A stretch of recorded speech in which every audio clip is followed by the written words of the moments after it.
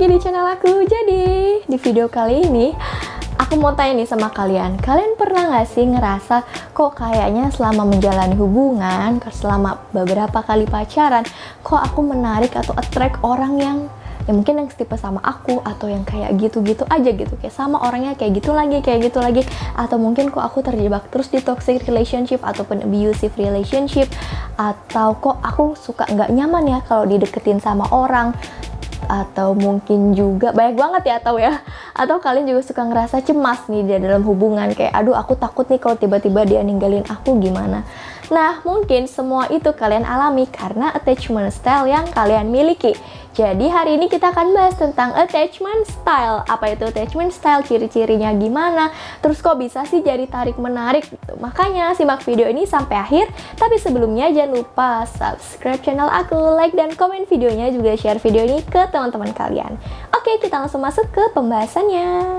Pertama-tama kita harus tahu dulu attachment itu apa. Jadi attachment itu adalah pola kelekatan antara kita dengan pengasuh utama kita ketika kita masih kecil, ya setidaknya 2 tahun pertama di kehidupan kita. Nah, biasanya tuh sama orang tua ya. Jadi gimana sih waktu kecil, apakah kita cukup diperhatikan?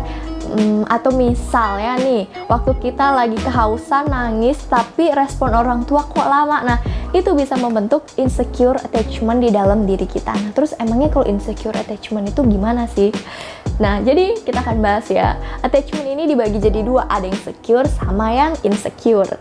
Nah, si attachment ini mempengaruhi loh gimana sih kita berada di dalam hubungan, gimana kita memandang hubungan, gimana nanti perilaku kita ke pasangan atau perilaku kita di dalam sebuah hubungan, gimana kita melihat diri kita. Itu semua dipengaruhi sama attachment style gitu. Pertama, kita bahas dulu yang secure tadi ya, yang pertama. Nah, secure itu jadi orang dengan secure attachment, dia melihat dirinya secara positif dan juga melihat orang lain ataupun pasangannya secara positif. Dia merasa layak untuk dicinta, merasa cukup percaya diri. Kalau di dalam hubungan dia akan terbuka, terus bisa percaya sama pasangannya, saling nyaman sama pasangannya, dan hubungannya cenderung termasuk hubungan yang sehat.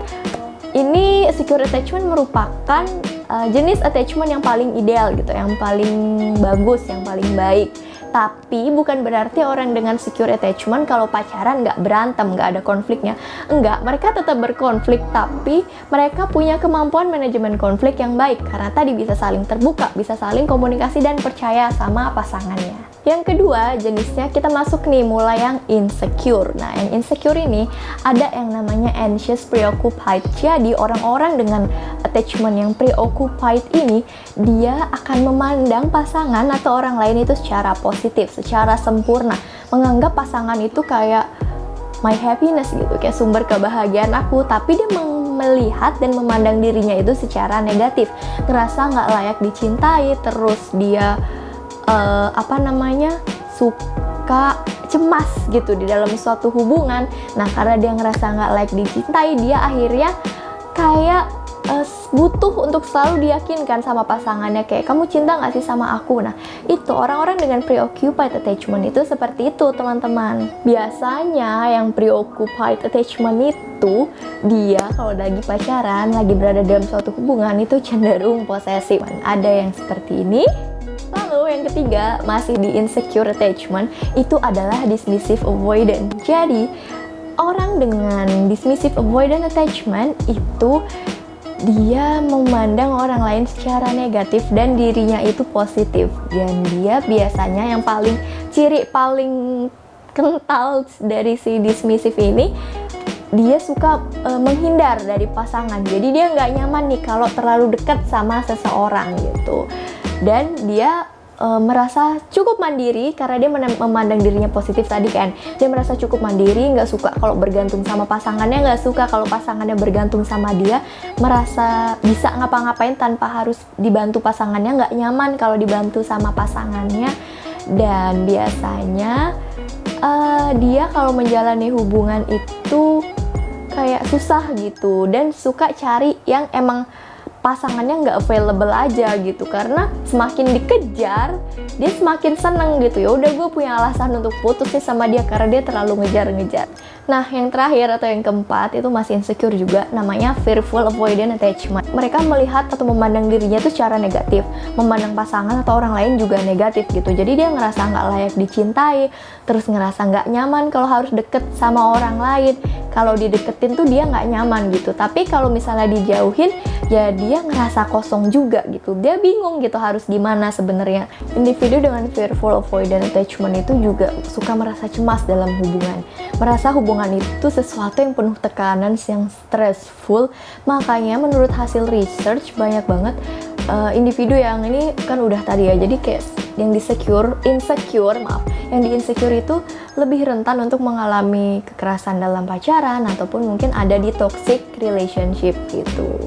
Itulah kenapa katanya kita tuh menarik apa yang kita inginkan atau menarik orang-orang yang seperti diri kita gitu ya, karena si attachment style itu tadi. Misalnya orang-orang dengan dismissive attachment itu dia akan emang cari orang-orang yang gak available gitu ya, karena dia kan gak terlalu nyaman kalau harus dideketin sama orang lain, kalau harus terlalu dekat sama orang lain. Makanya dia cari orang-orang yang emang gak available gitu. Dan kayak misalnya orang yang insecure ya, dia akan attract yang insecure juga biasanya, karena kalau sama insecure kayak nggak seru aja gitu, hubungannya kehambar banget gitu. Makanya terus attachment ini dia bisa berubah ya, nggak yang kayak menetap gitu di dalam diri kita. Nah, kira-kira kalian ada di attachment yang mana nih sama pasangan? Share di kolom komentar ya. Kayaknya sekian deh sharing kita hari ini. Kalau kalian punya saran topik, boleh komen di bawah atau DM ke Instagram aku @arlinain.